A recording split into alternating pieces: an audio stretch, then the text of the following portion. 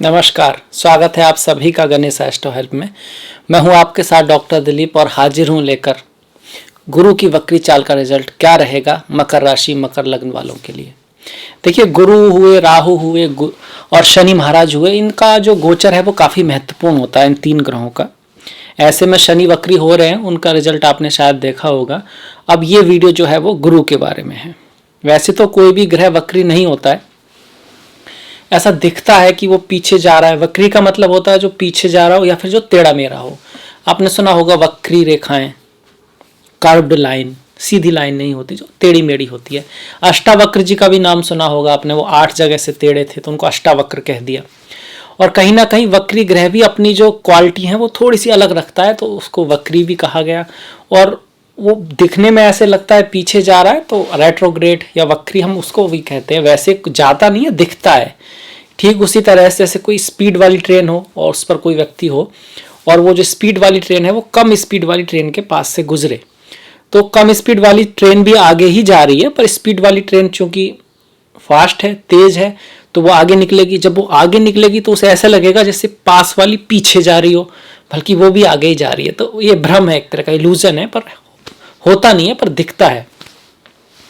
खैर, इसका रिजल्ट जरूर होता है। रिजल्ट जरूर होता है। तो वक्री गुरु अगर किसी का है तो इंटेलिजेंट होते हैं, बुद्धिमान होते हैं, लकीर के फकीर नहीं होते हैं। मतलब ऐसा नहीं, वो किसी भी चीज़ को ऐसे ही नहीं मान लेते, हर चीज़ की गहराई में जानना चाहते हैं। और धर्म के प्रति अक्सर उनका जो काफ़ी ओपन होते हैं, और कोई चीज़ें अगर उनके दिमाग में नहीं आ रही हैं, उनको समझ में नहीं आ रहा है क्यों हो रही है, तो फिर वो उसको नहीं मानते हैं जब तक कि उसको समझ ना लें कि क्या साइंस है किसी रिचुअल के पीछे, वास्तव में वो है भी या नहीं, तब तक वो उसको नहीं मानते हैं। एक तरह से अच्छी बात है।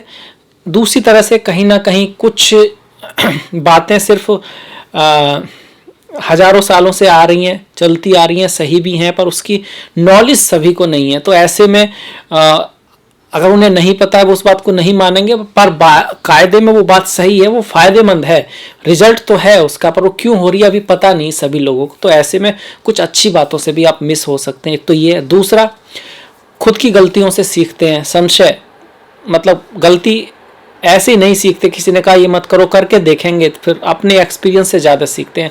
अपने आप किसी चीज़ को समझना चाहते हैं तभी उससे रिजल्ट उसको पर वो विश्वास करते हैं। एक तरह से अच्छा है, एक तरह से बहुत बढ़िया है, क्योंकि नई थॉट्स, नई सोच, कुछ वैज्ञानिक तरह का आप हो गए कि खुद करके देखते हैं, चीज़ों को समझ बढ़ती है। इससे मान नहीं लेते एकदम किसी को, किसी की भी बात को, जब तक वो बिल्कुल इनके दिमाग में आ नहीं चाहती। दूसरी तरह से कहीं ना कहीं संशय रहता है, क्योंकि आप हर चीज़ को कैसे करके देख सकते हो, और किसी भी बात को तभी मानोगे जब आप खुद एकदम कर लोगे। तो कहीं ना कहीं ओपनिंग ऑफ डिफरेंस आपका बहुत सारे लोगों से हो जाएगा जो उन बातों को मानते हैं और होते भी हैं। इनकी जो सोच होती है कहीं ना कहीं, जो जिस भी समय में ये पैदा होते हैं उससे थोड़ी अलग होती है, आगे की हो सकती है।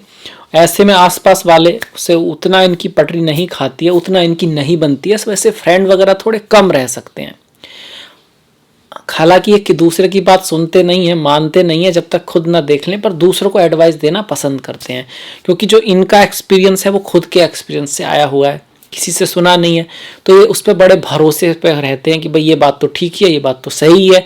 ऐसे में वो उसको दूसरों को बताना भी चाहते हैं कि भाई सही बात है, तो इनको भी सुनना चाहिए, इनको भी करना चाहिए। हालांकि हमेशा ऐसा होता नहीं है, तो उससे भी थोड़ा समझदारी से काम लेना है कि हर किसी को आप ज्ञान मत दीजिए। सही है वो, फिर भी वो भी उसका भी पात्रता होती है ना, उसी को ज्ञान देना चाहिए। अदरवाइज उससे कुछ फ़ायदा नहीं है, और उसका फ़ायदा उठाएगा भी नहीं वो व्यक्ति। ये थोड़ा सा ध्यान रखने वाला होता है। स्पिरिचुअलिटी और अध्यात्म के प्रति इनका रुझान हमेशा रहता है। भले ही चार्ट के अकॉर्डिंग ये कितने भी भौतिकवादी हों, पैसा कमाना तो सभी चाहते हैं, उसमें कोई गलती भी नहीं है। भगवान श्री विष्णु की जो पत्नी है वो स्वयं लाता लक्ष्मी है, और लक्ष्मी पालन के लिए ज़रूरी है। पर कहने का मतलब ये कितना भी भौतिक हो, कहीं ना कहीं स्पिरिचुअलिटी को जानना चाहते हैं। ये पैसे के साथ साथ समझना चाहते हैं कि वास्तव में सुख और जो खुशी है इस पैसे से आ सकती है या नहीं आ सकती। अगर ऐसा होता तो फिर सारे पैसे वाले सुखी और खुशी क्यों नहीं है? बहुत सारे तो बहुत ज़्यादा दुखी भी हैं, सुसाइड तक लोग करते हैं। क्यों, ऐसा क्यों है? रियल में खुशी आती कहाँ से है? कहीं ऐसा तो नहीं कि इसका सोर्स अंदर ही हो, बाहर हो ही ना, और हम गलत ढूंढ रहे हैं।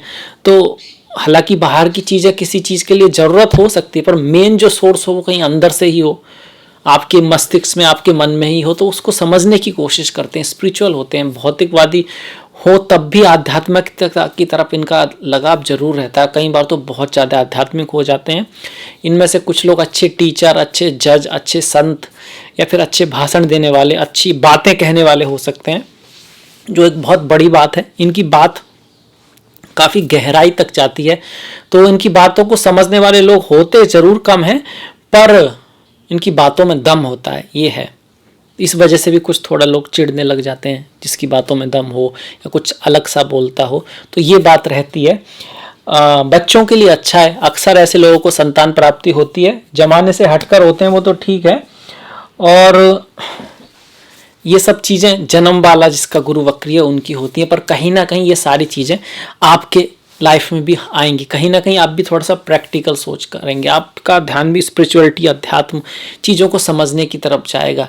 आप भी दुनिया को थोड़ा सा अलग नज़र से देखेंगे, और गुरु से संबंधित जो कारक है ना, जिन चीज़ों के गुरु, वो चीज़ें कुछ लौट के आएंगी। वक्री का मतलब पीछे देखना, तो बच्चों से संबंधित कोई काम फिर से करना पड़ सकता है, गुरु से संबंधित, धन से संबंधित कोई निर्णय जो आपने लिया था पहले, फिर से उसको चेक करना पड़े, सुधारना पड़े, इस तरह की आ सकता है। बड़े भाई के साथ कुछ रिलेशन, कोई बात अगर पहले स्टार्ट हुई थी, बीच में नहीं हुई, या बहुत दिनों से उनका फ़ोन नहीं आया, तो उनका कुछ पुराने दोस्त या आपके भाई या आपकी बड़ी बहन, उनसे फिर से कुछ संबंध स्थापित हो सकते हैं, उस तरह का रहेगा।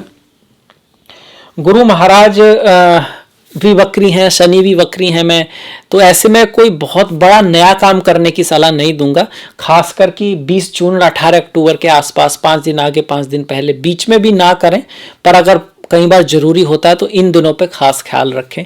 हाँ, अवलोकन के लिए, अपग्रेड करने के लिए जो चल रहा है उसी को, उसी में कुछ जोड़ना है, उसी में कुछ आपको ज़्यादा डेवलप करना है, उसके लिए अच्छा समय है। पर एकदम से नई चीज़ करने के लिए थोड़ा सा लेट है। प्यार, मोहब्बत, इश्क और एक दूसरे को समझना, दोस्ती, उसके लिए भी अच्छा है। पर बहुत बड़ा डिसीजन से शादी होती है, वो थोड़ा सा सोच समझ के लें, और इन 20 जून 18 अक्टूबर के आसपास ना लें तो बेटर रहेगा। 18 के बाद अगर वेट कर सकते हैं तो और अच्छी बात है, क्योंकि कई सारे ग्रह वक्री हैं। बहुत महत्वपूर्ण बात, देखिए राहु के तो हमेशा वक्री रहते ही हैं, और शनि और गुरु भी वक्री हैं, पर ये इतना भी ऐसा नहीं है कि कुछ डरने वाली बात है, क्योंकि हर साल ही वक्री होते हैं। और ऐसा नहीं है कि हर कोई आदमी जो उस समय में काम स्टार्ट करेगा उसका काम फेल ही हो जाएगा। पर हाँ, एक समय बताया गया कि सोच समझ के काम करें। थोड़ा सा किसी चीज़ को एक बार चेक करते थे तो अब 2 बार चेक करके करना चाहिए। वक्री में ऐसा होता है कि पहली बार में काम नहीं होता, वक्र है ना, सीधा नहीं होता, थोड़ा सा मेहनत करके होता है, तो थोड़ा एक्स्ट्रा एफर्ट लगेगा चीज़ों में, तब जाके चीज़ें हो पाएंगी। आपकी कुंडली में गुरु महाराज 12th हाउस के स्वामी हैं और 3rd हाउस के स्वामी हैं, 12वें भाव के और 3रे भाव के स्वामी हैं। 12वां भाव आपकी यात्राएं दिखाता है, फॉरेन ट्रैवल दिखाता है, अब्रॉड जाना दिखाता है, हायर एजुकेशन, फॉरेन लैंड में बाहर इंपोर्ट एक्सपोर्ट का बिजनेस है वो दिखाता है, सैया सुख दिखाता है, आपका बेड प्लेजर दिखाता है, और कहीं ना कहीं एडिक्शन भी दिखाता है, स्केपिज्म, चीज़ों को छोड़ देना, रेस्पॉन्सिबिलिटी नहीं लेना, अध्यात्म दिखाता है, एनलाइटमेंट दिखाता है, मोक्ष दिखाता है, जेल, हॉस्पिटल आदि भी दिखाता है। ऐसे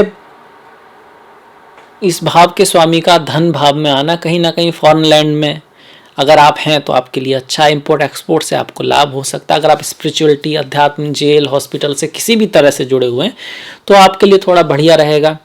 अब ये जरूरी नहीं कि आप डॉक्टर ही हो हॉस्पिटल से जुड़ने के लिए, आप किसी भी हॉस्पिटल के लिए कुछ काम करते हैं, कुछ बनाते हैं जो चीज़ हॉस्पिटल में यूज होती है, आपने MBA किया है हॉस्पिटल मैनेजमेंट आदि में, इस तरह से कहीं से भी कोई लिंक बन सकता है तो आपके लिए अच्छा रहेगा। अदरवाइज थोड़ा खर्चा बढ़ेगा, खर्चा तो रहेगा इसमें, और कोई भी काम करें थोड़ा सोच समझ के करें, भाग्य के भरोसे ना करें, उस चीज़ को पूरी तरह से जान के तभी कोई बड़ा निर्णय लें, क्योंकि शनि भी वक्री हैं जो आपके लगने से हैं इस वजह से, और गुरु भी वक्री हैं। गुरु कहीं ना कहीं 3य भाव के भी स्वामी हैं, तो छोटी मोटी यात्राएं रहेंगी।